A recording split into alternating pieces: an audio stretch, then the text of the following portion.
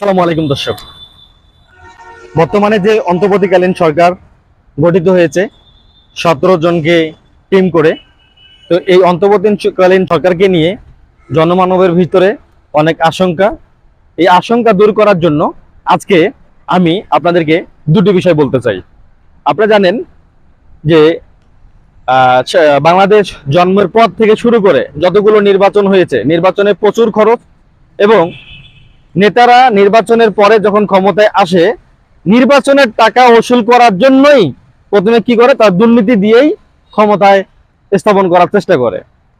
তো কি হয়, এই দুর্নীতি একদম আস্তে আস্তে চরম পর্যায়ে চলে যায় এবং বাংলাদেশের উন্নতি হয় না, নেতাদেরই শুধু পেট ভরে।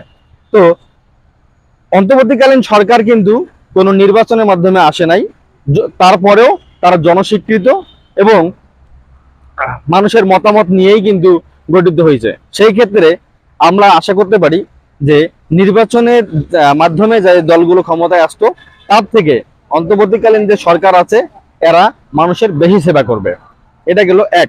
আর দুই নম্বরে আরেকটা বিষয় আপনারা ইতিমধ্যে লক্ষ্য করছেন যে শেখ হাসিনা মানে স্বৈরাচারী শেখ হাসিনা পালানোর পরেই বিভিন্ন জায়গায় আগের যে রাজনৈতিক দলগুলো ছিল তারা হামলা, তারপরে মানুষের উপর নিপীড়ন নির্যাতন শুরু করে দিছে। একটা কথা মাথায় রাখবেন যে যারা এই হামলা অন্যায় অত্যাচার মানুষের উপরে করতেছে তারা কিন্তু জনমানুষের মন থেকে উঠে যাচ্ছে।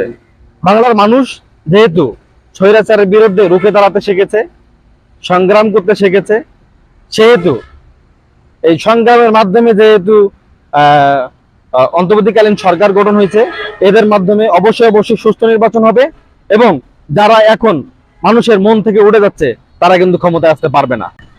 তো আরেকটি কথা বলবো, সেটা হচ্ছে যে যারা আমার কথায় একমত তারা এই ভিডিওটি তাদের কাছে পৌঁছায় দেন যারা এখনো সংজ্ঞা করতেছে যে অন্তর্বর্তীকালীন সরকার কারো ক্ষতি করবে বা উন্নতি করতে পারবে না।